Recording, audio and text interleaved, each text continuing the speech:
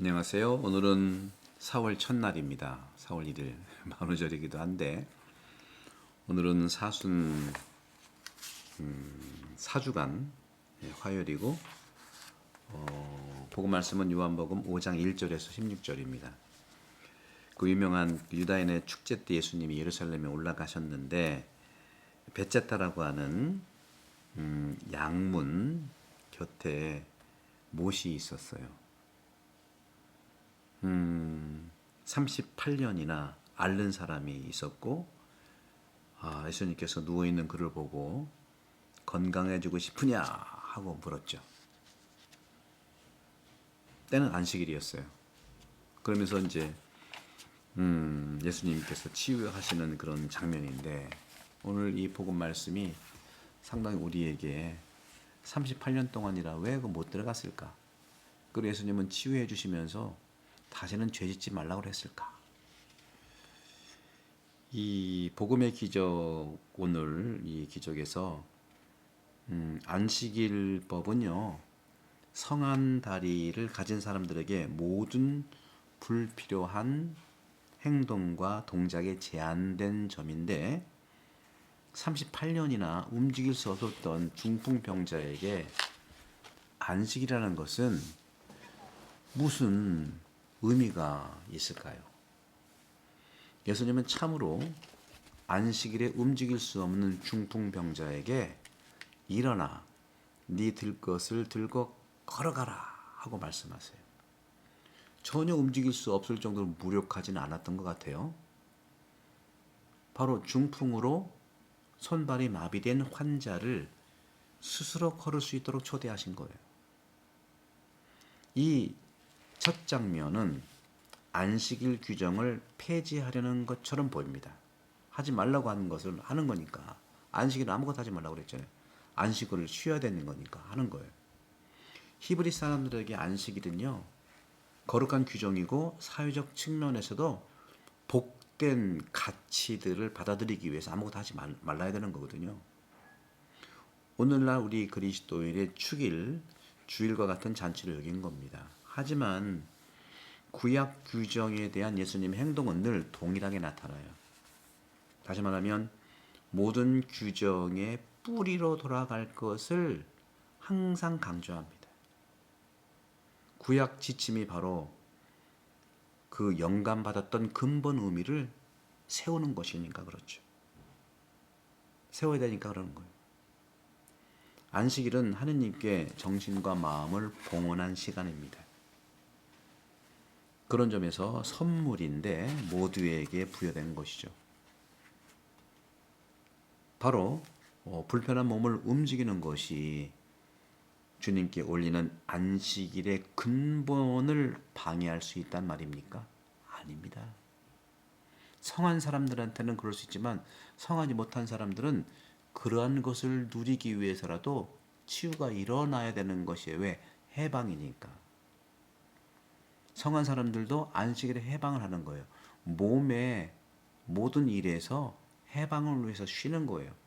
근데 38년 동안이나 못 움직였던 이분은 이 몸으로부터 해방돼야 되는 거예요. 쉬기 위해서 해방돼야 되는 거예요. 못 쉬고 있잖아요.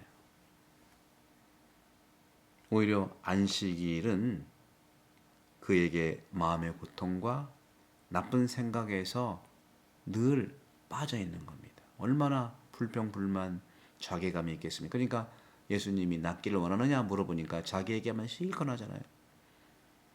제가 베zet다에 뭐 들어가려고 하는데 먼저 다 들어가서 못 들어갔으면 이 38년 동안이나 있었던 거예요.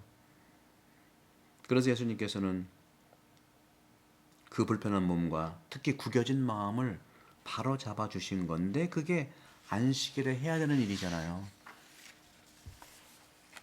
루카복음 5장 15절 이하에도 더 나쁜 일이 너에게 일어나지 않도록 다시는 죄를 짓지 말라 하고 말씀하세요. 중풍병자가 지은 죄가 과연 뭡니까? 38해 동안 알아온 마비 증상이 죄와 잘못에 대한 고통입니까? 아닙니다. 복음은 그렇게 말하지 않아요. 복음은 움직일 수 없고 현재 위험에 처해 있는 사람을 치유해야 한다고 말씀하십니다. 왜 주님은 중풍병자에게 다시는 죄를 짓지 말라고 하셨을까요? 그럼에도 불구하고 죄는 육적인 마비뿐 아니라 영적, 내적, 다시 말하면 마음의 마비로 나타나게 되어 있어요. 몸을 못 움직이고 치유가 안 되니까 마음도 구겨진 거예요. 사람 못 믿는 거예요. 그래서 예수님께서는 그에게 죄를 짓지 말라고 하는 거예요. 마음을 펴주는 두 번째 기적이죠.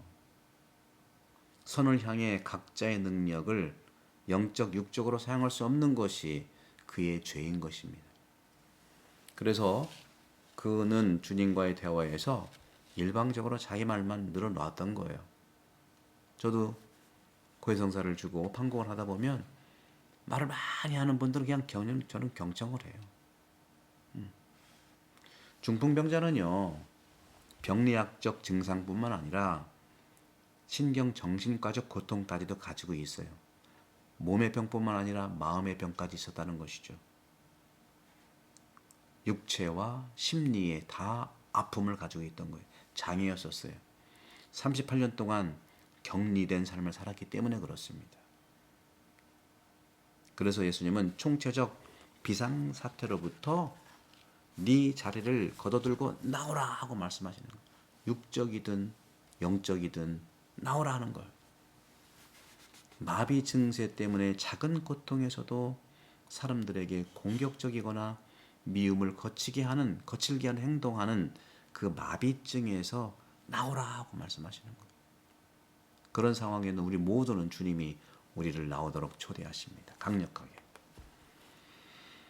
이런 점에서 볼 때에 요즘엔 저도 이제 구해성사를 주로 많이 다니고 판공을 하고 있습니다만은 오랫동안 성당에 가지 않은 사람에게 미사 참여를 하기란 기쁨이면서 동시에 참기 어려운 고통일 수 있어요. 안 나가다 보니까 안 나갑니다. 이런 말을 많이 하죠. 반대로 저는 나오다 보면 나오겠습니다 하고 말씀하죠. 몇 년 만에 고해성사를 보기란 빙하를 녹이는 그런 피곤함이기도 해요. 하지만 일어나서 걸어가야만, 나아가야만 마비된 몸과 마음에서 해방됩니다. 주님께서 손을 내밀 때 벌떡 일어나서 움직이면 은혜로운 기적이 일어납니다. 내가 일어나야 돼요. 초기 그리스도인들에게 주일은요, 유대인들의 안식일 규정과 같지 않았고 비교적 자유로웠습니다. 비교적 자유로웠어요. 주님과 시간을 보내는 휴일이지만 모든 활동을 중단해야 하는 엄격한 것은 아니었어요. 매일매일의 노동의 어려움을 존중하며 주님께 자신을 봉헌하는 기도의 시간이면서 동시에 주님 안에서 쉬는 영적인 날이에요. 하지만 주일 역시 이름뿐이고 주일을 과도하게 활용하는 안 좋은 모습이 일어나곤 합니다. 전통을 보존하는 그러한 정신과 생활에서의 적용이라고 하는 이러한 조화와 통합에 어려움이 있어요. 이것이 바로 종교 생활에서 나타나기도 합니다. 그래서 항상 법정 스님이 그런 말을 하셨다고 말씀드리잖아요. 습관적으로 다니지 마라. 깨어 있어라 하는 거죠. 깨달아라 하는 것입니다. 주님의 날도 역시 주일도요. 근본적으로는 영적인 쉼, 영적인 의미를 잃어버리지 말아야 한다는 말씀을 드리는 거죠. 오늘날 주일의 의미는 과연 무엇일까요? 전 세계적으로 주일은 그냥 주말, 위크엔드가 되어버렸어요. 축일은 헐리데이가 되어버렸어요. 노는 날 필요하죠. 주말 휴가, 계획, 오락, 취미 활동이 주일을 많이 막아버립니다. 선진국에서도요, 주일에 교회 생활을 하지 않는 것이 당연시 되었고 진지하게 법률로 정한 나라도 있어요. 우리 그리스도인들은요, 아우구스티누스 성인께서 말씀하신 것처럼 인간의 마음이 하느님 안에 있지 않다면 진정한 휴식을 할 수 있겠는가? 그런 것을 들여다봐야 된다고 말씀하십니다. 축일과 대축일, 영적인 의미를 잃지 않고 오히려 그것은 사람들이 혼동하지 않도록 우리가 살펴야 될 필요가 있습니다. 이제 사순 시기가 이제는 이제 4월 20일이 부활 대축일이니까 성주간 빼면 그렇죠. 일주일 빼면은 한 2주 정도 남은 거죠. 이번 주는 내일에 우리 교구 감사가 있으니 여러분 많은 기도 부탁드리고요. 또 내일 그러니까 오늘 내일 오후에 또 2시부터 5시까지 마태복음 3시간 강의를 할 텐데 5과 6과 7과 8과까지 가능하도록 한번 해볼게요. 언론을 해가지고 그래서 많이 오셔서 들으시고 또 은혜로운 사순시가 되기를 바랍니다. 성부와 성자와 성령께서는 여러분으로 간곡합니다. 감사합니다.